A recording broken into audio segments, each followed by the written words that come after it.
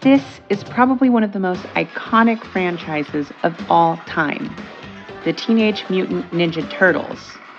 Born in 1984 from the creative minds of Kevin Eastman and Peter Laird, Teenage Mutant Ninja Turtles quickly became a cultural phenomenon. By 1987, their animated TV series was a massive hit, and everyone who was old enough to watch it at that time was eyes glued to the TV. Every kid had their favorite character between Leonardo, Michelangelo, Donatello, and Raphael. And then in 1989, Konami unleashed the Teenage Mutant Ninja Turtles arcade game, a thrilling beat-em-up that became an instant classic. I still remember the excitement of standing in line waiting to play and watching kids play through together, crowded around that 4-player control panel, fighting through hordes of Foot Clan and dropping quarters in there like it was nobody's business. Of course, the story doesn't end there. Everybody who was anybody who loved the Ninja Turtles wanted this game at home. But unfortunately, at the time, all we got was this piece of shit.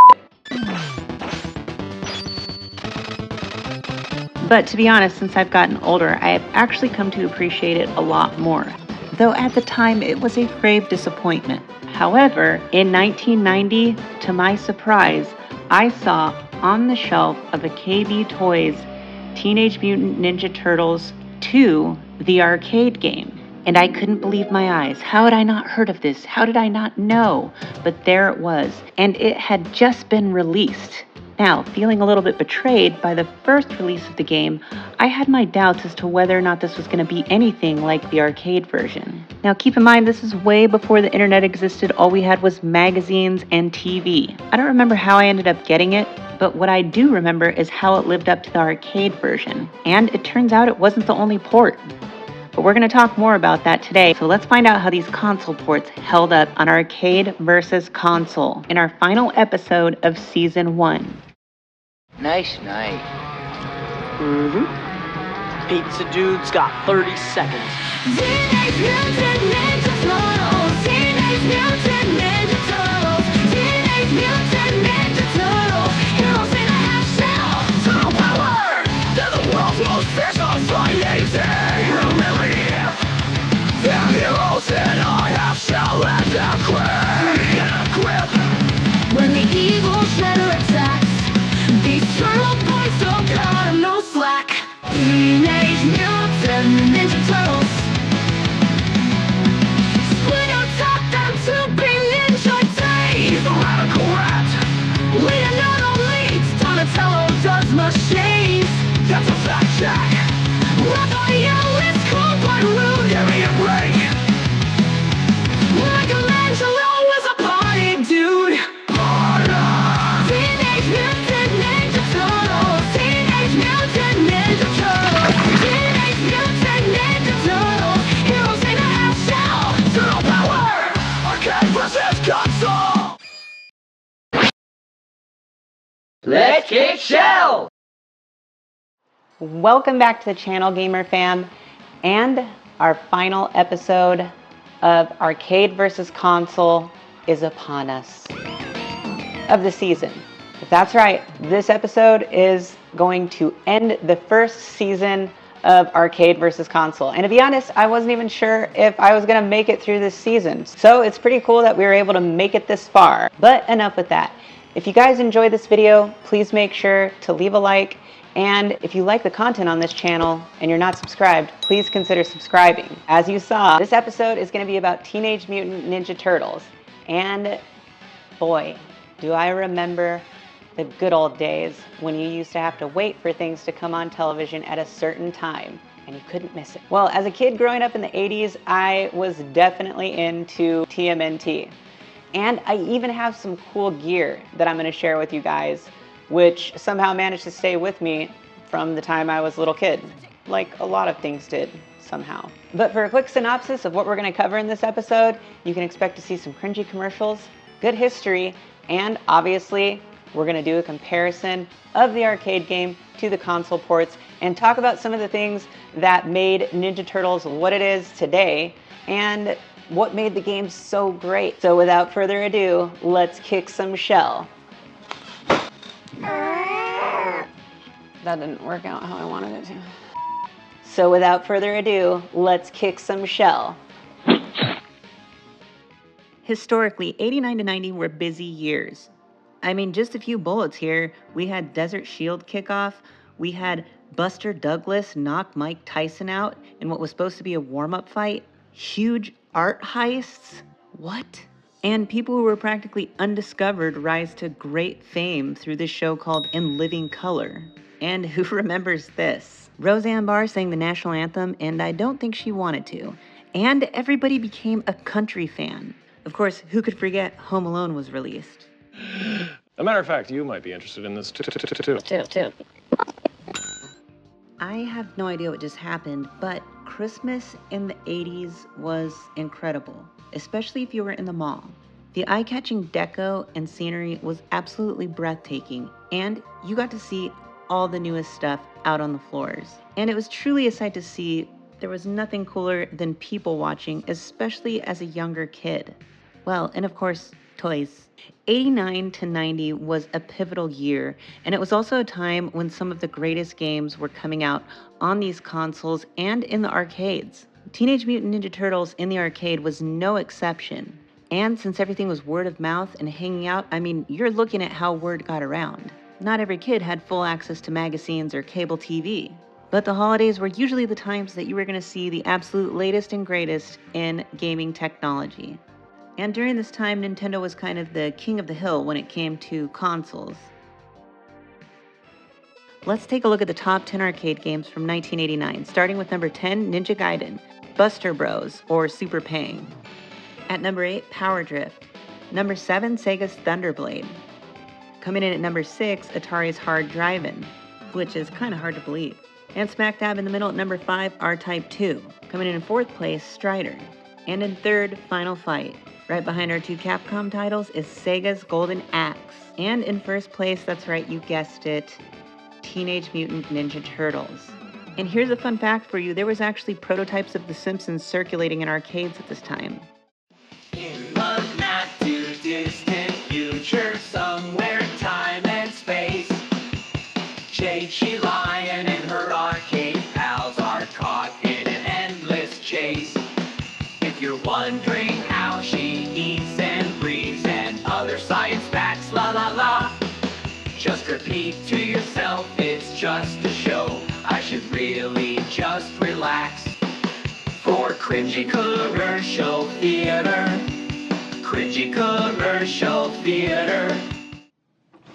Get in there. You better work. Max. Remember Boy George? Well, no, me neither. Okay, what are we in for? It's a wild, wacky, and zany time. Why is that like such an 80s and 90s thing? I feel like in order to find the cringiest jokes of the 80s and 90s, you can watch any episode of America's Funniest Home Videos, and Bob Saget is right there to deliver.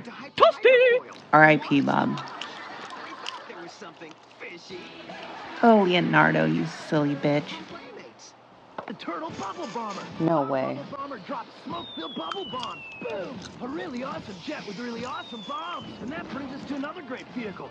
I wonder if anybody else remembers that these toys were freaking expensive.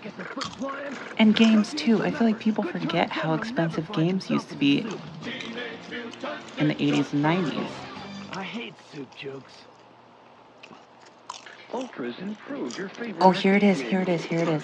We added 2 new levels, then packed it with bigger, stronger enemies.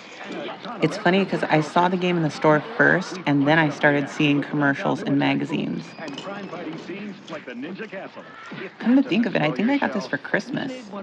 Take it easy, Squirt, you're gonna bite my finger off. Teenage Mutant Ninja Turtles arcade game, today's biggest hit. For your NES. Free personal pan pizza coupon from Pizza Hut in every box. Joey, I got some stuff you just gotta try. Come on, Billy, don't be a pussy. Marijuana? Oh, well, I don't know. What are you, chicken? Joey's in a jam. What should he do? Kate. Get a teacher. Excellent. Get a pizza. I think pizza was the reason why Michelangelo was almost every kid's Let's fave. see if Joey's that smart. I'm not chicken. You're a turkey. Yeah, you stupid turkey tit. Drug dealers are dorks. Don't even talk to them.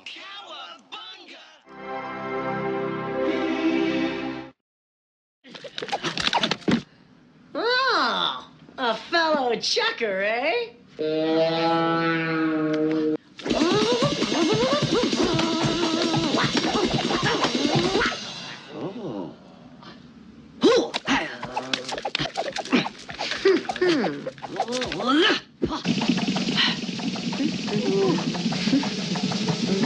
Keep practicing.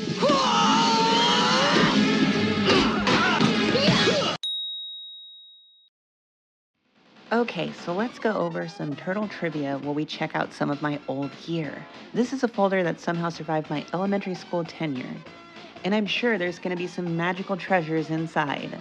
While we check that out, here's a couple cool things you probably didn't know about TMNT, the arcade game. Or maybe you did. Number 1 is hidden pizza power-ups. Throughout the game, there are hidden pizzas which you can find by attacking certain objects or specific parts of the environment. The next is the unique game engine that was specifically developed by Konami and later used in The Simpsons and the X-Men. Here's issue number 2 of a TMNT comic book. Obviously not the original series, but I don't know, this was in my comic collection, so yeah. I love this poster. You can see the little image work symbol down in the corner. This is from the Atari ST version of the game, which it came bundled with. By the way, Follow the Foot came out in 1990. It obviously wasn't a port of the arcade game, but it was the best thing we had at the time on handhelds. Next is the voice acting in the game. The voice samples actually came from the original cartoon characters. There was also a rare Japanese release of this game that went by the title of Teenage Mutant Ninja Turtles Super Kame Ninja. And apparently it's so rare that it's very sought after by collectors. It's rare enough that I wasn't able to easily find pictures of it. And allegedly, the Japanese version was a little bit easier than the US counterpart. In Europe, the game was rebranded to Teenage Mutant Hero Turtles because of censorship issues. Ninja, bad. Hero, good. This game was one of the earliest 4-player co-op arcade games.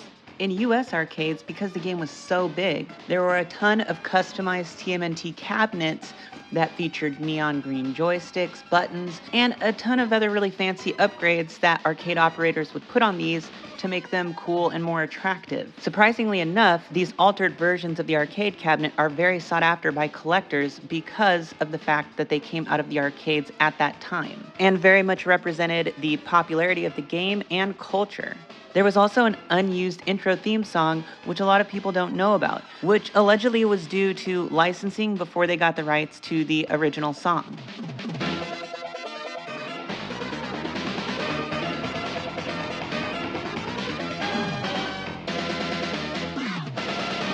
Lastly, TMNT2, the arcade game, was one in a handful of games that featured in-game advertisements. Would you like some pizza grease with your controller? Buy more. Buy more now. Oh yeah, the Pizza Hut thing was big, and there was multiple advertisements throughout the game. And another fun fact for you, Baxter actually replaced Rocksteady and Bebop on this level as the boss. Manuals came with coupons. So if you're looking for an instruction manual for the game, you're going to find a lot of them with the back page ripped off. No! Oh, please, God, no! Not so great for collectors.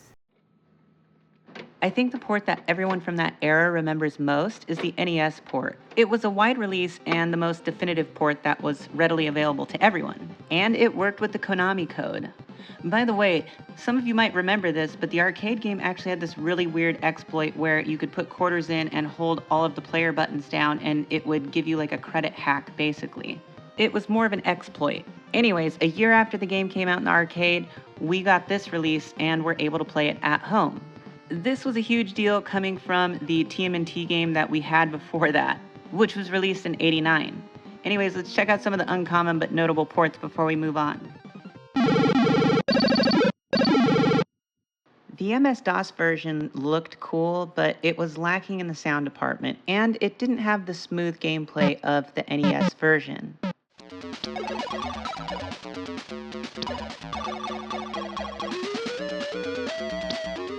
I mean, if this was the only thing you had to play it on, it played fairly smooth, I guess. I mean, it was a playable game. Almost looks like a Game Boy Color variant.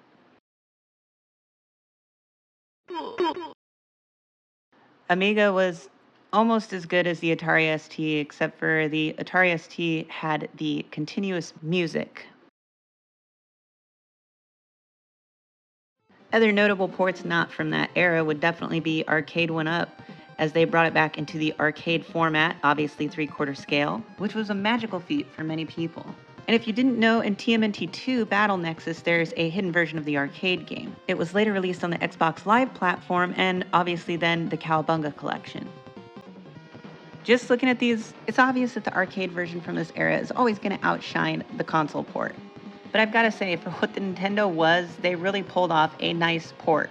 While the NES's color palette was not nearly as majestic as some of these other little PC systems, Konami really knew how to tap into it and get the most out of it. Most importantly, it played the most like the arcade out of any of the ports. Aside from the color palette, here are some of the key limitations between the NES version and the arcade version. First thing to mention is that there's 2 additional levels in the NES version, which makes sense because it's for a home console port. So that means that you're going to get longer playtime out of it and a little bit more replay value at home. With that, you also lose the 4-player capabilities. While the sound obviously isn't going to be as good as the arcade version, the NES did a really good job of pulling it off. Additionally, you had the limitation of characters on screen, so there was going to be less characters on screen and the AI was probably more simplified. Overall, the addition of new levels gave you something more to look forward to, and it felt like it was drawn out a little bit more as well, like the levels were longer in a sense. Although that snow stage was freaking brutal. Essentially, at the time, this was the best thing that anybody could have asked for, and everything that came to the home port for the NES was to enhance the home console experience.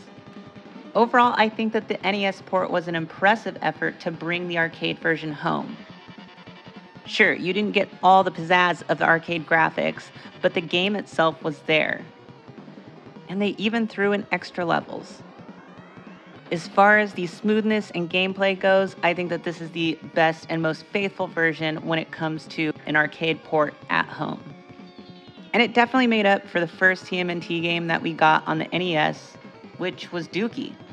I mean, what 10-year-old wanted to play some Dookie RPG adaptation of the game when you had this masterful arcade piece? So, they made our dreams come true. As an honorable mention, I will say that the Atari ST version was pretty darn good. Obviously, the frame rate and the gameplay was not as smooth as the NES version or the arcade, but it was pretty good. Well, I truly hope that you guys have enjoyed this episode, and I want to give a big shout out to my members. Without the members of this channel, I wouldn't have as much support coming from their subscriptions, which really does help support this channel and gives me a platform to make content with. Between editing software and all the other junk that you have to manage and pay for, it's very helpful for the channel. And giveaways occasionally. We have some pretty good ones. But if you're not a member, please consider becoming a member. Memberships are only 99 cents a month. And we even have our own Discord. If you're not a member and you'd like to support the channel, just go on your desktop PC, click the join button, and select Bitchy Edgerunner, where you can also see member perks. With that being said, once again, members, thank you so much for all your support throughout this series. And are we going to have a season 2? Until next time, I'll see you guys then. And no turtle soup.